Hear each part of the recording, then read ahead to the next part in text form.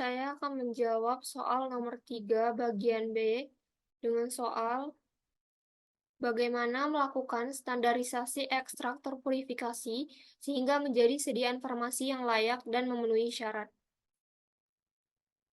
Di sini saya menggunakan jurnal.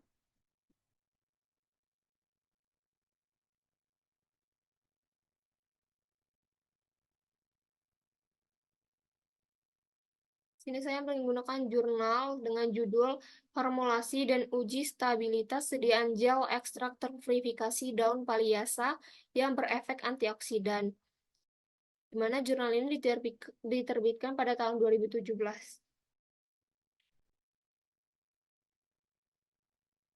Pada jurnal ini dilakukan proses purifikasi ekstrak, di mana ekstrak kental Palliasa ditimbang, kemudian dilarutkan dengan etanol, dan dimasukkan dalam corong pisah. Ke dalam larutan tersebut ditambahkan N-heksan. Nah, corong dikocok secara terus-menerus, kemudian didiamkan. Setelah terpisah menjadi dua lapisan, maka lapisan etanol dan N-heksan dipisahkan. Nah, pelarutan dengan N-heksan diulangi sebanyak 5-10 kali hingga diperoleh lapisan N-heksan berubah warna menjadi hijau terang. Larutan hasil pemisahan tersebut dikumpulkan dan dievaporasi sehingga didapatkan ekstrak terpurifikasi dan fase heksan.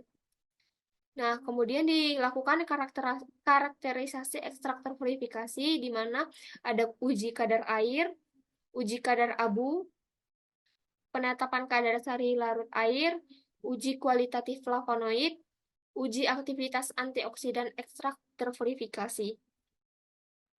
Penetapan kadar sari larut etanol.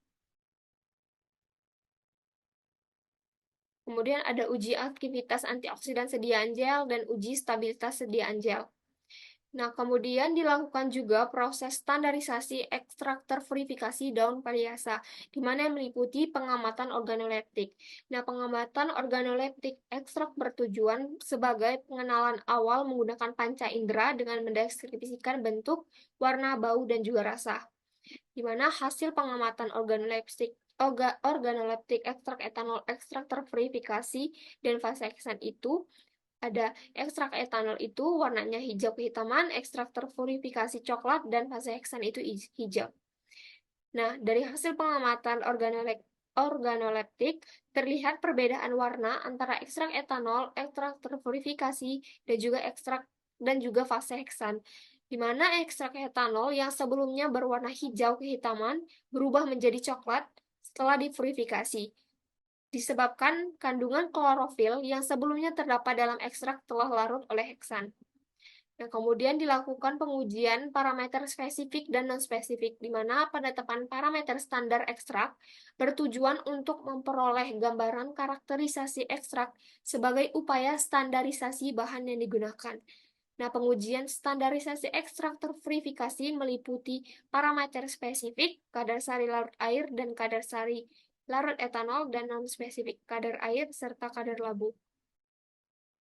Nah, di mana ini hasil penetapan parameter spesifik dan non-spesifik, di mana parameter spesifik itu ada kadar sari larut air dan kadar sari larut etanol dengan hasil 9,9%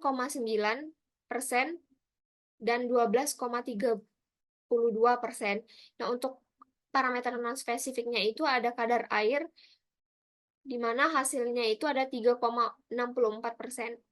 Nah, pada tabel 3 itu menunjukkan bahwa kadar sari larut etanol lebih besar dibandingkan dengan kadar sari larut air. Artinya, ekstrak terpurifikasi ini lebih larut dalam etanol daripada di dalam air. Nah, kadar air dan kadar abu yang didapatkan masih dalam rentang nilai yang memenuhi syarat, yaitu kadar airnya kurang dari 5% dan kadar abunya itu kurang lebih 16%, kurang dari 16%. Nah, kemudian dilakukan uji aktivitas antioksidan ekstrak terpurifikasi. Nah, pengujian aktivitas antioksidan ini dilakukan dengan metode DPPH. Di mana pada gambar ini dapat dilihat menunjukkan bahwa ekstrak terpurifikasi memiliki aktivitas antioksidan yang lebih tinggi dibandingkan dengan ekstrak yang belum terpurifikasi.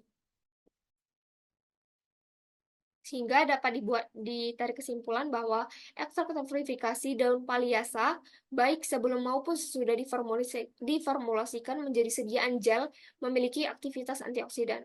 Nah, aktivitas antioksidan dari ekstrak terpurifikasi daun Palliasa disebabkan kandungan senyawa yang terkandung di dalamnya, salah satunya adalah senyawa flavonoid. Nah, formulasi sediaan gel ekstrak terpurifikasi daun Palliasa stabil ditinjau dari parameter viskositas, pH, dan homogenitas.